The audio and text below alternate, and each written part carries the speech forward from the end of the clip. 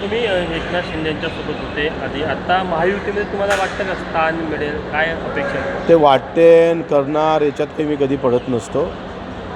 जसे समोरचे येईल तसं आम्ही समोर पावलं टाकू आणि तशा पद्धतीनं समोर जाऊ. काय वाटतं, कोणाला कसं वाटते, ह्या काही आमचा विषय नाही आहे. पण आचारसंहितेला एक आठवडा राहिला, तुमची काय भूमिका आहे मग सगळं लोकसभेला? भूमिका आहे, आम्ही तयारी करून ठेवली आहे. काय आहे? प्रत्येक मतदारमध्ये 200-300 उमेदवार उभे करू ना मग महाविकास आघाडीसोबत चर्चा करणार का आता? आपण. त्यांनी केली तर, मी स्वतःहून काही करणार नाही. तुम्ही शिंदे साहेबांवर विश्वास असला तर माहिती राजकीय आमची बोलणी झाली नाही.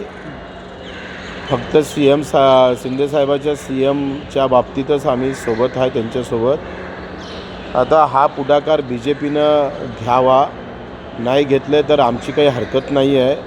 आमची काही त्यांना विनंती पण नाही आहे. त्यांनी पुढाकार घ्यावा, सोबत ठेवायचं नाही ठेवायचं त्यांचा प्रश्न आहे. एक पाऊल त्यांनी समोर टाकावं, आम्ही 10 पाऊल टाकू. म्हणजे तुम्ही फक्त बाजूनं टाकले तर त्याच्या बाजूनं टाकू, विरोधात टाकले तर विरोधात टाकू. शिंदे साहेबांसोबत आहे, भाजपसोबत नाही असा त्याचा अर्थ? हा, असंच आहे, नाहीतर काय अर्थ आहे. तुम्ही शिंदे साहेबांसोबत गेले तेव्हा जो विश्वास होता तो विश्वास आज पण कायम आहे की? शिंदे साहेबावर माझा विश्वास आहे.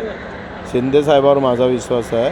राजकारणात जाऊ दे तिकडे, चुलीत आम्हाला काही करायचं नाही. कामाच्या बाबतीत त्यांनी आमच्यासोबत भरपूर मजबूतीनं सोबत राहिले, त्याच्यानं विषय नाही. आणि हा आमच्यासाठी खरं तर आपण पाहतो आहे का त्यावेळेस आमची जे काही बदनामी झाली किंवा आमच्यावर जे काही शितोडे उडले, 20 वर्षाच्या आयुष्याला कुठेतरी आम्ही पाहतो आहे का वेगळ्या प्रकारचं आमच्याबद्दल बोललं गेलं. आणि त्याच्या बदल्यात आज एवढं समाधान आहे का मतदारसंघामध्ये कामं झाली भरपूर, जी रखडलेली होती. दुसरं दिव्यांग मंत्रालय झालं, त्याच्यानं थोडंसं बरं आहे. ABP माझा, उघडा डोळे बघा नीट.